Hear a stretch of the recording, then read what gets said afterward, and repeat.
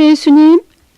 야훼 천사가 와서 엘리야를 흔들어 깨우면서 갈 길이 고될 테이니 일어나서 먹으라고 말하자 엘리야는 일어나서 먹고 마셨고 그는 음식을 먹고 힘을 내어 40일을 밤낮으로 걸어 하느님의 산 호렙에 이르렀다. 열왕기 상권 19장 7, 8절의 말씀으로 애청자 여러분을 주님의 영으로 가득 채워주시기를 빌면서 열왕기 상권 19장 1절부터 8절의 말씀을 봉사하겠습니다. 왕궁에 돌아간 아합이 엘리야가 어떤 일을 했는지 또 어떻게 바알 예언자들을 칼로 쳐 죽였는지를 낱낱이 이세벨에게 고했다고 했어요. 아합 왕은 야훼 하느님의 능력을 인정하면서도 한편 왕비 이세벨의 신경을 거스리는 일을 두려워했고 그래서 비겁하게 이렇게 왕비에게 낱낱이 얘기하는 것 외에는 달리 어떤 새로운 결단도 혼자서는 내리지 못하고 왕비의 결정에 맡길 뿐이었어요. 그런데 이세벨은 갈멜산의 기적이나 그토록 기다리던 단비에 관해서는 관심이 없고 다만 자신이 통과하고 있던 궁중 예언자들이 다 처형되었다는 사실에 그 분노의 불길을 태웁니다. 이제 이세벨은 엘리야에게 전가를 보냅니다. 내가 예언자들을 죽였으니 이번에는 내가 너를 내일 이맘때까지 반드시 죽이리라. 그렇지 아니하면 천벌이 아니라 그 이상이라도 내가 받으리라. 엘리야는 이 말을 듣고 두려워서 떨며 목숨을 구하여 급히 도망쳤어요. 여인의 원한이 온혈의 서리발 같다는 우리 속담대로 이세벨이라고 한 여인의 앙칼진 말이 450명의 바알 예언자를 혼자서 처단했던 대영웅 엘리야가 두려워서 떨었고 그 여인의 복수로 목숨을 잃지 않으려고 급히 주랭랑을 놓아야 했어요. 우리 역시 큰 유혹이나 큰 그 부정은 용감하게 대항해서 이겨놓고서도 작은 결함이나 실수를 두려워서 떠는 이런 자기 자신의 약함을 체험하곤 하죠. 밖에서는 아무리 어렵고 힘든 일도 거뜬히 해내면 사람이 가족이나 친구 중 누가 내 약점을 건드리며 찌르는 말을 할 때 온몸에서 기운이 다 빠져나가 드러누워 꼼짝 못하는 그런 자신의 상태를 생각해 보시면 엘리야를 이해할 수 있을 것 같아요. 엘리야는 아합 왕과 이세벨 왕후가 다스리는 이스라엘 북왕국을 떠나서 남부 유다 왕국으로 피해갑니다. 그래서 안전지대에 시종을 남겨놓고 하룻길을 더 여행해서 거친 광야로 나갑니다. 그는 쌀이나무 덤불이 있는 곳에 이르러서 그 아래 앉아서 죽여달라고 기도하기를 오 야훼여 이제 다 끝났습니다. 저의 목숨을 거두어 주십시오. 선조들보다 나을 것이 없는 못난 놈입니다. 이 엘리야 기도가 참 재미있어요. 이세벨에게 죽임당할 것이 무서워서 살겠다고 피해온 그가 하느님께 죽여달라고 기도하거든요. 이처럼 엘리야는 자신 안에서 자기 모순, 자기 분열을 처절하게 체험한 인간이죠. 영웅적인 행동의 이면에 감당할 수 없는 자기 약함에 좌절하는 인간입니다. 그래서 그는 구해달라고 기도하지 않고 죽여달라고 기도하고 있어요. 이 엘리야의 탄원은 예언자의 약점과 실망감과 절망감이 그대로 나타나는 말이죠. 하느님께 대한 열정이 북받쳤을 때는 무서운 것이 없이 1대 450으로 맞섰지만 온 백성과 왕 앞에서도 꺼리낌이 없는 예언자였지만 이제 한 여인에 쫓기고 있는 이 예언자는 자신이 조금도 잘나지 못했음을 선조들보다 나을 것이 없는 못난 놈임을 고백합니다. 자신이 감당할 수 없는 엄청난 사명 앞에서 초라하기 이를 데 없는 자기를 의식하는 순간 느껴지는 이 좌절과 무력감에 대한 처절한 체험이라고 할 수 있어요. 이제 더 이상 생각할 수 없을 만큼 지쳐버린 엘리야는 쌀이나무 덤불 아래 그대로 누워 잠이 들었는데 그때 하늘의 천사가 나타나 말했어요. 엘리야가 깨어보니 머리맡에 불에 달군 돌에 구워낸 과자와 물 한 병이 놓여 있었습니다. 내가 내 힘으로는 아무것도 할 수 없다는 것을 철저하게 체험하고서 자기 힘을 완전히 빼고 잠이 든 상태의 사람에게 하느님께서는 천사를 보내셔서 고통 중에 절망해서 무기력과 무감각의 잠에 빠져있는 우리를 흔들어 깨우면서 일어나 먹으라고 말하십니다. 엘리야는 일어나서 머리맡에 불에 달군 돌에 구워낸 과자와 이 물을 마시고 다시 또 지쳐서 잠이 들고 있습니다. 여기서 엘리야가 먹은 이 과자와 그 물은 우리 영혼의 지침을 회복시켜주는 성체성사를 상징하는 것이라고도 묵상이 됩니다. 엘리야는 음식을 먹고 또 물을 마시고서는 다시 누워 잠이 들었는데 야훼 천사가 다시 와서 그를 흔들어 깨우면서 갈 길이 고될 테이니 일어나서 먹으라고 말하자 엘리야는 일어나서 먹고 마셨고 이 두 번째로 마신 다음에는 다시 살아갈 힘을 얻었어요. 여기서 하느님의 사람에게 힘을 준 것은 물론 천사가 마련해 준 음식이었지만 영적인 무기력 상태에서 잠을 자는 외에는 아무것도 할 수 없었던 사람의 잠 역시 소중하고 필요하다는 것을 생각하게 됩니다. 애청자 여러분 중에 혹시 지금 엘리야처럼 무기력 상태에서 잠을 자고 있는 분이 계시는 분, 내가 아무것도 할 수 없다고 느끼는 이 수면 상태에 빠진 분인 실망하시지 말기 바랍니다. 잠 역시 주께서는 사랑하시는 자에게 그 잠잘 때에 주신다고 하시는 이 회복시켜주는 하느님의 자비라고 보아지니까는요. 또 내 무기력의 잠을 흔들어 깨우는 천사는 나의 친구나 가족이나 길손 또는 전혀 상상하지 못했던 이 생소한 모습으로 내게 가까이 다가오는 존재입니다. 반드시 사람이 아닐지라도 좋은 책이나 강론 이러한 것들이 그 말씀 안에서 하느님의 말씀이 깨우침을 받게 될 때 이건 역시 천사라고 봅니다. 그리고 우리 자신이 엘리야를 깨우는 천사처럼 무기력에 빠져있는 우리 이웃을 흔들어 깨워야 하는 그런 천사의 역할을 해야 한다는 것도 여기서 또 우리에게 알려주고 계십니다. 갈 길이 고될 테이니 일어나서 먹으라고 하시는 주님, 저희가 고통과 실망의 바닥에 누워서 망각의 잠 속에 빠져 있음을 일으켜 세우시고 저희 가까운 사람들이 이 실망의 잠 속에 있는 것을 저희가 일으켜 줄 수 있는 그런 천사가 되게 하심으로 찬미와 영광을 받으소서. 아멘.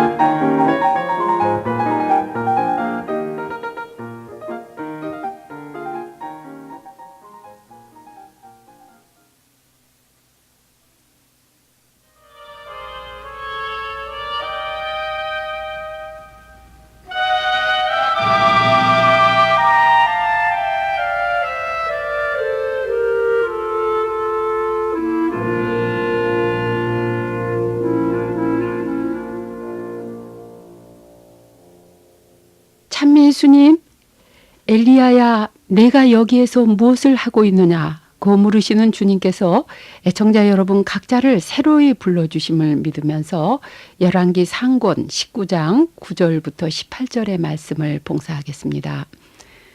엘리야는 천사가 마련해 준 음식을 먹고 힘을 얻어서 40일을 밤낮으로 걸어 하느님의 산 호렙에 이르렀다고 하죠. 여기서 40일이라고 하는 숫자는 시련과 준비를 상징합니다.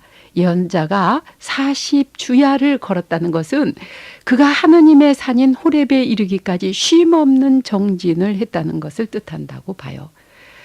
호렙산은 탈출기 3장에서 모세가 불타는 가시덤불 가운데 나타나신 하느님을 처음으로 만났던 거룩한 산이죠.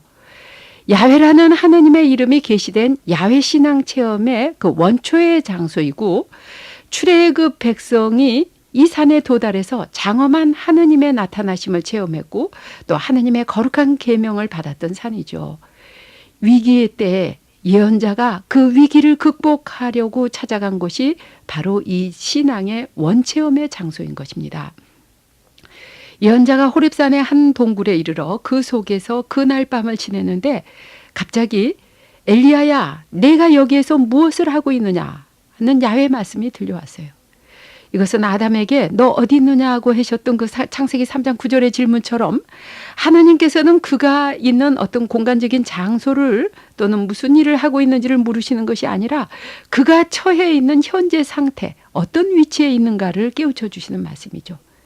엘리야가 대답하기를 저는 이스라엘 백성들이 당신과 맺은 계약을 저버리는 것을 보고 만군의 하느님 야훼를 생각하며 가슴에 불이 붙고 있습니다.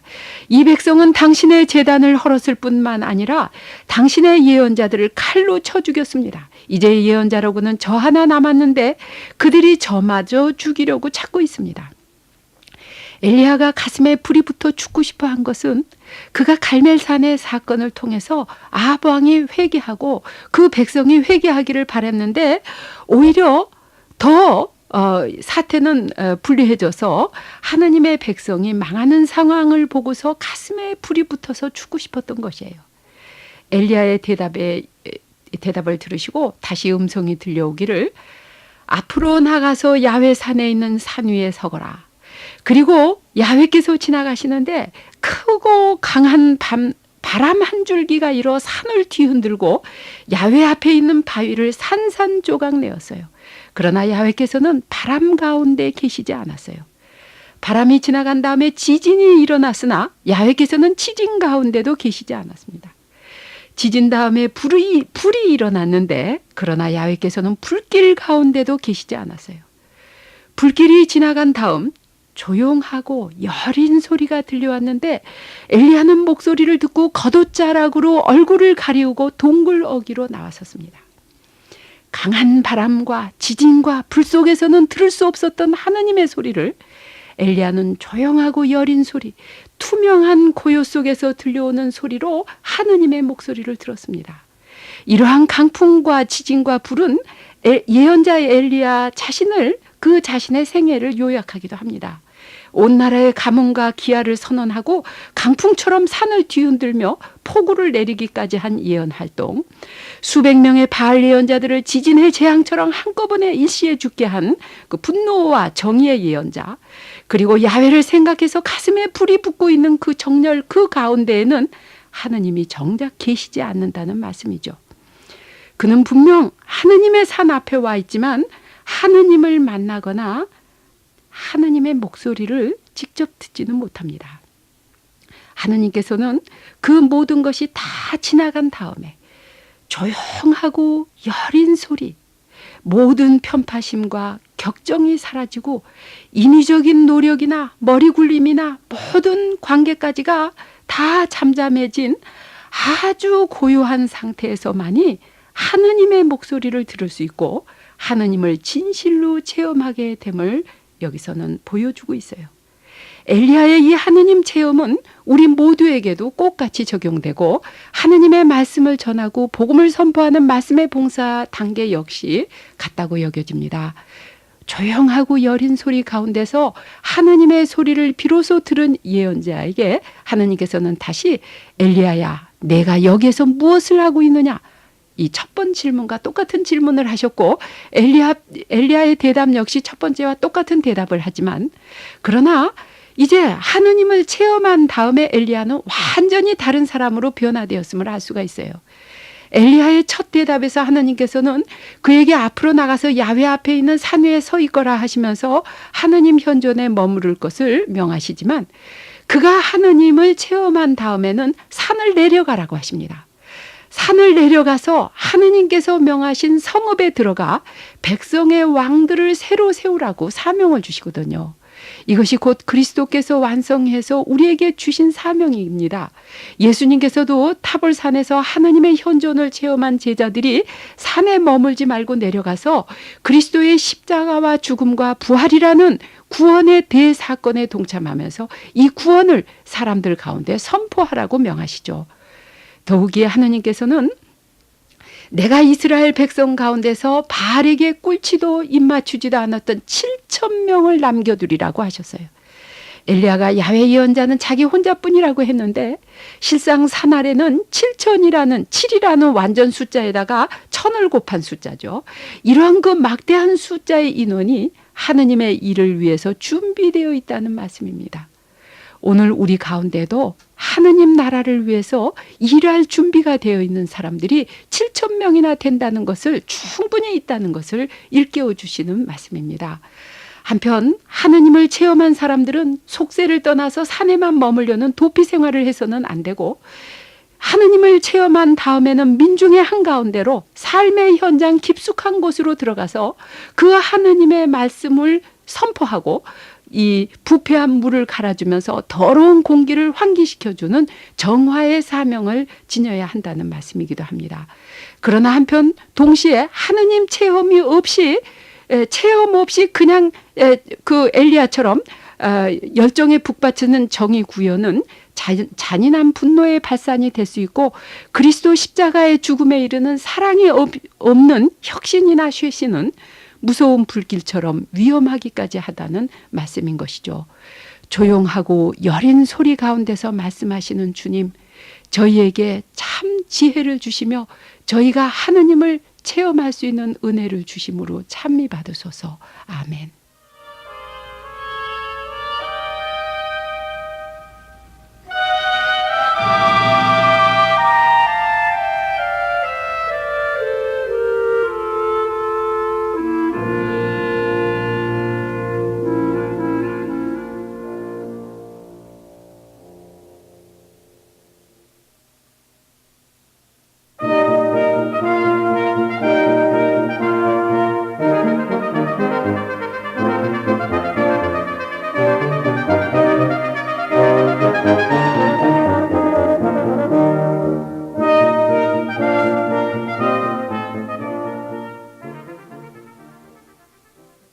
참밀수님, 주님 마음속에 걱정이 거듭 쌓일 때 당신의 위로가 제 영혼을 기쁘게 하나이다. 법의 허울로 사람을 괴롭히는 불의한 법정이 어찌 당신과 버탈리 있으리까. 사람들이 의인의 목숨을 빼앗으려 하고 애매한 죄를 씌워 피를 흘리려 들지라도 주께서는 분명 저의 보루 되시고 하느님은 이 몸 숨길 바위가 되시리다. 시편 94편 19절에서 22절의 말씀으로 애청자 여러분의 평안을 빕니다. 오늘 봉사할 말씀은 열왕기 상권 21장 아합이 나봇의 포도원을 빼앗은 사건입니다. 어느 날 사마리아를 다스리던 아합이 자기 별궁 근처에 있던 나봇의 포도밭을 탐해서 그 밭주인에게 여러 조건을 내세우면서 양도해 주기를 요구합니다. 그러나 나봇이 선조의 유산이란 이유로 이 아합의 요구를 거절하자 아합 왕은 침울한 심정이 되어서 별궁으로 돌아가 자기 자리에 누워 이불을 얼굴까지 뒤집어 쓰고 음식도 들려고 하지 않았다고 했어요. 이것으로서 자기 욕망을 채우지 못할 때 심통을 부리는 이 미성숙한 아합의 성품을 잘 나타내주는 그런 말이라고도 보겠는데요. 이때 그의 아내 이세벨이 들어와서 무슨 일로 이렇게 상심이 되시어 음식까지 물리치십니까? 왕이 내가 이스라엘 사람 나봇이라는 자에게 그의 포도원을 시가대로 팔거나 아니면 다른 포도원과 바꿔달라고 하였소. 그런데 그 자가 그 포도원을 내놓지 못하겠다는 것이오. 그러자 그의 아내 이세벨이 말하기를 당신은 이스라엘의 왕답게 처신하십시오. 제발 일어나셔서 기분을 돌리고 음식을 드셔요.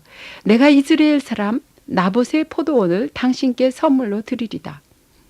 그런 다음 이세벨은 아합의 이름으로 밀서를 써서 옥새로 봉인하고 그것을 나봇이 살고 있는 성읍의 시의회에 나봇과 한 자리에 앉아있는 원로들과 지방 어른들에게 보냈어요. 밀서의 내용은 이러했죠. 단식을 선포하고 백성들 앞에서 나봇을 상석에 앉힌 다음 무렙의 둘을 그 맞은편에 앉아 나봇이 하느님과 왕을 욕하였다고 고발하게 하라. 그리고 그를 밖으로 끌어내어 돌로 쳐 죽여라. 나봇이 살고 있는 성읍의 시의회에 나봇과 동석하는 원로들과 지방 어른들이 이세벨의 밀서에서 지시한 대로 했어요. 그들이 나봇을 돌로 쳐 죽였다는 보고를 받은 이세벨은 아합 왕에게 일어나셔서 이스라엘 사람 나봇이 팔지 않겠다고 한 그 포도원을 차지하십시오. 나봇은 이제 이 세상 사람이 아닙니다. 그 말을 듣고 아합은 이세벨이 시키는 대로 했어요. 열왕기 저자는 이에 대해서 아합처럼 아내 이세벨의 농간에 빠져서 목숨을 내던져가며 야훼 눈에 거슬리는 일을 한 사람은 일찍이 없었다. 아합은 참으로 못할 짓을 하였다. 그는 야훼께서 이스라엘 백성 면전에서 쫓아내신 아모리 사람들을 본다 우상을 섬겼다고 해설을 합니다. 얼마나 이 내조라는 것이 중요한 것인지요. 이세벨과 같은 이 악처가 우리 가운데 근절될 수 있기를 우리는 기도해야 되겠습니다. 또 우리 스스로 우리는 우리 배우자에게 어떤 태도로서 조언을 하고 있는지 반성하라시는 이 말씀이라고도 봅니다. 이때 야훼 말씀이 엘리야에게 내리기를 일어나서 사마리아에 있는 이스라엘 왕 아합에게 내려가거라. 그는 지금 나봇의 포도원을 차지하려고 그곳에 내려가 있다. 가서 그에게 야훼의 말이라 하고 이렇게 전하여라. 내가 사람을 죽이고 그의 땅마저 빼앗는구나. 나봇의 피를 핫던 개들이 같은 자리에서 내 피도 핫으리라. 사법권이 왕에게 속해 있었던 당시뿐 아니라 상권 분립을 주장하는 이 시대, 이 땅에서도 얼마나 많은 나봇들이 억울하게 착취당하고 또 얼마나 무고한 나봇의 피가 불의한 재판과 거짓 증언 때위로 흘렀던지요. 돈과 권력만 있으면 재판관의 판결도 휘청되고 형량도 줄어들고 최소한의 형사리마저도 감형되어서 또다시 큰 차 타고 큰 집에서 큰 소리치며 살고 연줄도 배경도 힘도 없는 나봇들은 억울한 판결로 최고형을 언도받고 나봇이 살던 성읍의 시의회와 사법관들이 정치권의 압력으로 불의하게 재판해서 무지한 피를 흘리고 있음을 폭로한 양심수들이 왕국의 안보를 위협하는 국가보안법 위반 사범으로 판결받고 처형되는 이 불의한 아합 왕과 그 가문이 무서운 벌을 받게 되리라는 이 재앙이 예고되고 있습니다. 아합 왕이 엘리야를 보고 이 원수야 또 나타났구나 하자 엘리야가 대답하기를 당신은 목숨을 내던져가며 야훼 눈에 거슬리는 일을 하려고 합니다. 그래서 이렇게 나타났습니다. 엘리야는 계속해서 야훼 말씀을 전하기를 나 이제 너에게 재앙을 내리리라. 나는 내 후손을 모조리 쓸어버리고 이스라엘에 있는 아합의 가문에 속한 사내는 자유인이든 종이든 씨도 없이 죽이리라. 내가 이스라엘을 죄에 빠뜨려 그토록 내 속을 썩였는데 어찌 그냥 내버려 두겠느냐. 야훼 말씀은 이세벨을 두고도 계속됩니다. 개들이 이스라엘 성 밖에서 이세벨을 찢으리라. 아합은 이 말을 다 듣고 나서 자기 옷을 찢으면서 굵은 베옷을 걸치고 단식에 들어갔어요. 그는 굵은 베옷을 입은 채 자리에 눕고 일어나서 거닐면서도 풀이 죽어 있었다고 합니다. 이때 엘리야에게 야훼 말씀이 내리기를 내가 보다시피 아합은 내 앞에서 얼굴도 들지 못하고 있다. 그가 자기 자신을 내 앞에서 그토록 낮추었으므로 내가 그의 생전에는 이 재앙을 내리지 아니하리라. 그러나 그의 아들 때에 가서 그 가문에 재앙을 내리리라. 이로써 그 하느님의 정의는 분명히 실현되고 또 불의한 그 행동에 벌이 따르지만 그러나 그 벌이 목적이 아니라 죄인이 진심으로 뉘우치고 죄를 참회할 때 벌하겠노라고 선언했던 그 하느님의 말씀을 거두시는 그 하느님의 자비를 또 보여주기도 합니다. 그 벌로 인해서 바른 길로 돌아오고 구원받기를 바라시는 하느님의 용서와 자비를 느낄 수가 있어요. 나봇의 억울함을 보시고 아합의 참회를 받으시며 마음 아파하시는 하느님, 저희가 개인으로 집단으로 범한 모든 죄를 진심으로 뉘우치며 아버지이신 하느님께 돌아서게 하여 주시기를 청합니다. 아합의 탐욕과 이세벨의 간악함과 또 그 모든 배우자들의 불의한 그 아첨하고 악에서 나오는 모든 그 조언과 나봇 성읍 사람들의 비겁함과 정치 권력에 협력해서 불의하게 거짓 증언을 하고 무고한 자를 죽게 만드는 그러한 이 재판이 이 땅에서 사라지게 하심으로써 또 이 땅에 다시는 나봇의 피가 흘려지지 않게 하심으로 주님은 찬미 받으소서. 아멘.